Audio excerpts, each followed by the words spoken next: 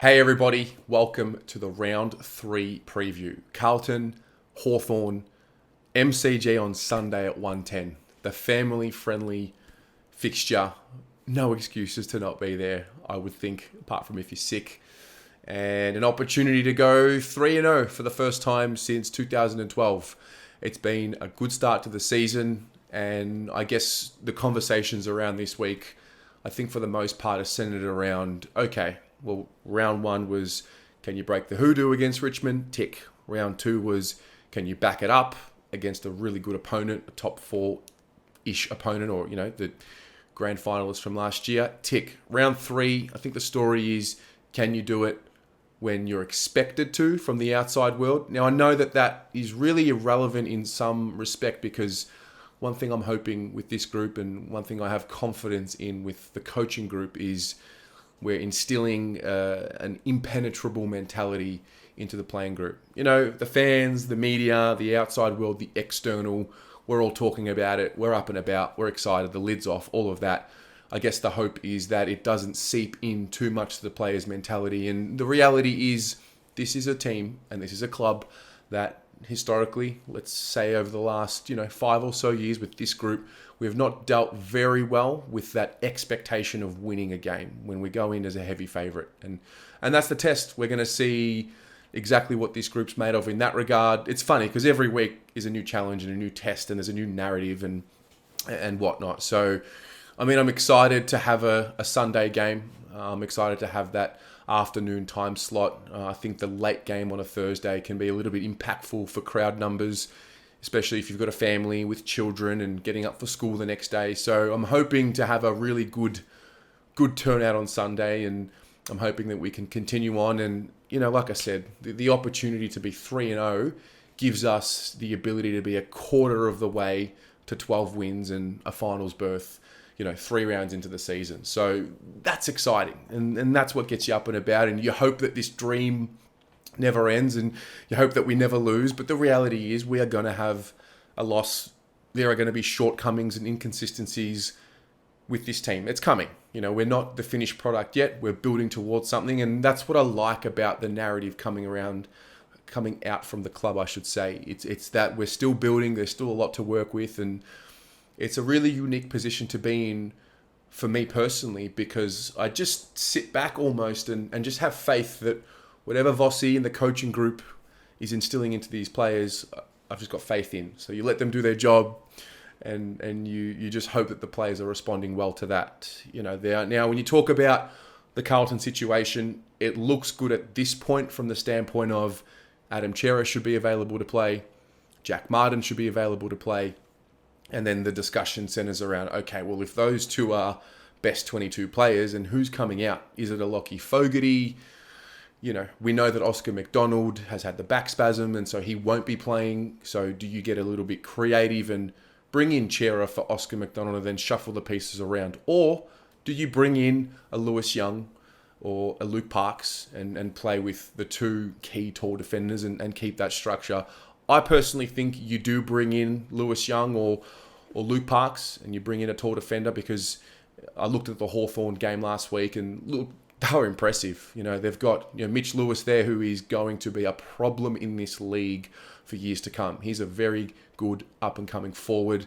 I would say he's playing as good a footy as he ever has. It's exciting for the Hawthorn side of things, not so exciting for us. But I would think that Wiedering would play on him, and then they started with McAvoy at centre-half forward last week. We know how good of a mark he is as well. So I do think we need that second tall defender. So that's how I'm looking at it there. But, from our side of things, the opportunity to see Chera with Walsh and Hewitt, Kennedy, Cripper, just all of them in there handballing to each other and surging forward. And, it's exciting. You've got Harry and Charlie fit and healthy. I've also have watched this game long enough now, and I've lived long enough in life to know that not everything great just lasts forever. So there could be a little twist around the corner. Fingers crossed that we don't get any health and safety protocols between now and Sunday.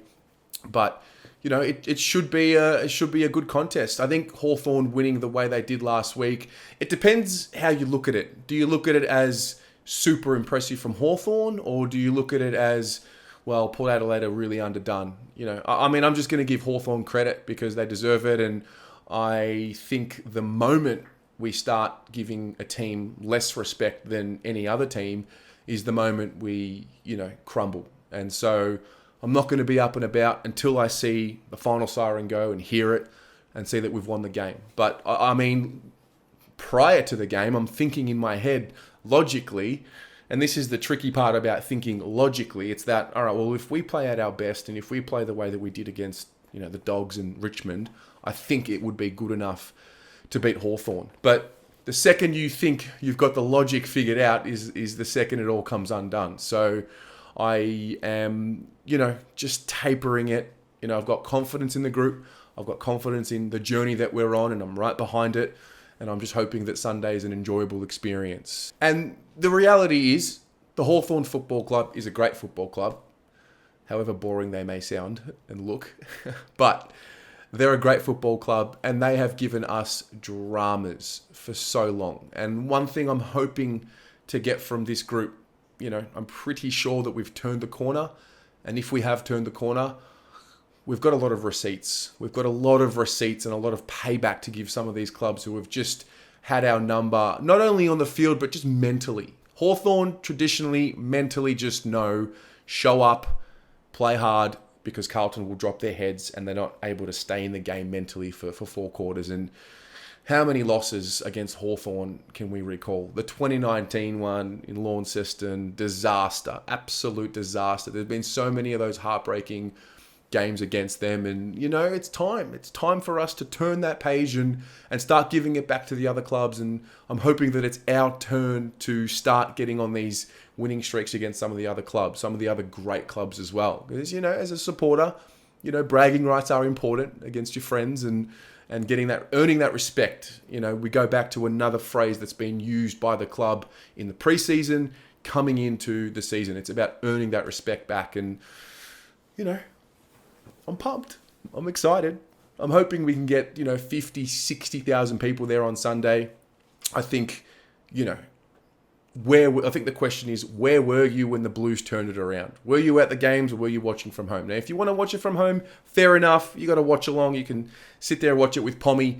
But I highly recommend get a part of it, get amongst it. The crowd's going to be roaring. The Hawthorn supporters, I'm not really sure if they'll be turning up in their droves. I don't really know. They've won so many premierships. Some of them are, just enjoying the fact that they've seen what they need to see for the rest of their lives and they can die happy. Whereas on our side of things, we still want to see something that resembles success. So I think we'll get there in big numbers. But listen, you let me know in the comments below, what are your thoughts about this game and how do you see this playing out? And if you did watch Hawthorn last week, I didn't watch the full game last week, watched the highlights and kept track of the scores. But if you did watch it, what were they doing? How did they win the game? What was your takeaway from that? And I'm really curious to know about your changes as well. So Chera and Martin, I'm going to assume we would put them into the 22 this week. So if that's the case, who's coming out?